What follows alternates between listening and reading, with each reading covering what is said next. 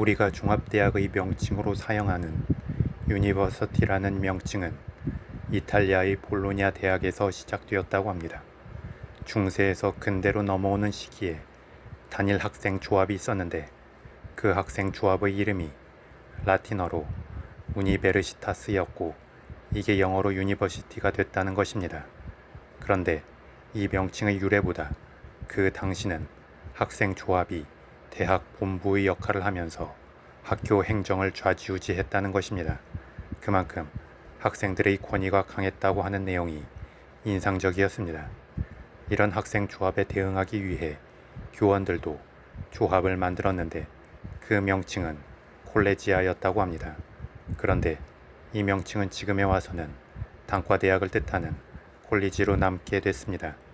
이처럼 어떤 명칭은 역사의 흐름 속에서 그 탄생의 의미가 퇴색하고 다르게 쓰이게 되는 일들이 종종 있는 것 같습니다. 또한 코카콜라와 함께 유명한 음료수 중 하나인 환타가 나치를 상징하는 음료수였다고 합니다. 히틀러는 코카콜라를 좋아했는데 2차 세계대전의 발발과 함께 코카콜라를 구할 수 없게 되자 대안을 찾았습니다. 그렇게 만들어진 것이 바로 환타라고 합니다. 환타의 맛이 코카콜라를 완전히 대체할 수 있었을지는 의문이지만 그 당시 탄생한 환타는 여전히 우리 곁에 남아 있습니다.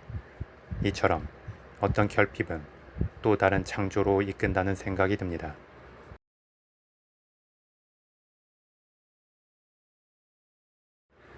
우리가 잘 아는 피리 부는 사나이라는 동화는 비극 속에서 탄생했다고 합니다.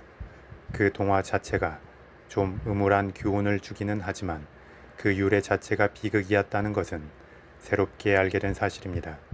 중세 독일의 쾰른에서는 실제로 수천 명의 독일 소년들을 데리고 십자군 원정에 참여했다고 합니다.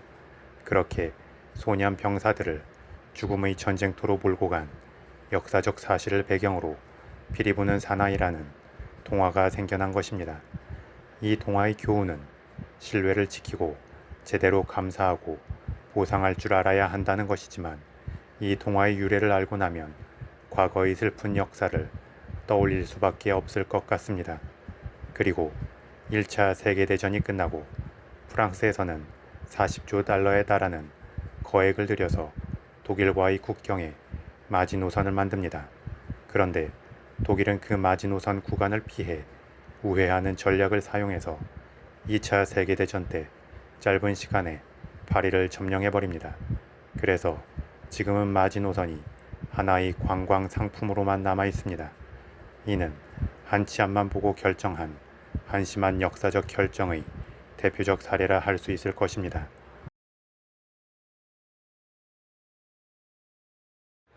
우리나라 사람들은 소고기, 닭고기, 양고기, 말고기, 돼지고기 등등 가축들에서 나오는 모든 고기를 먹습니다.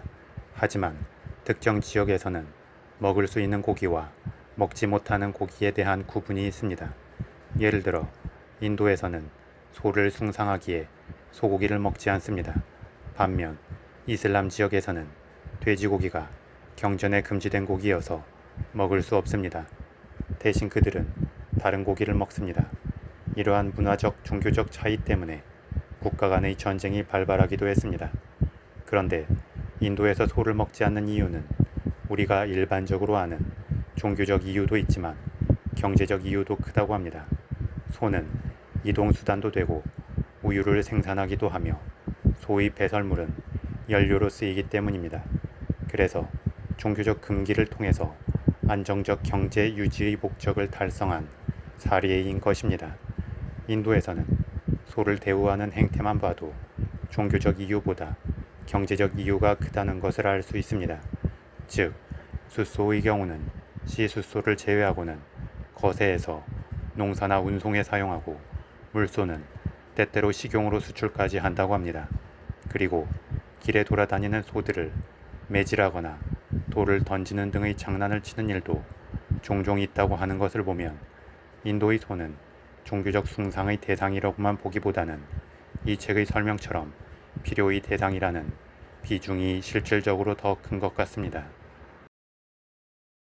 이 책을 보면서 예상했던 것처럼 작은 역사가 큰 역사에 영향을 끼칠 수 있음을 알 수 있었습니다.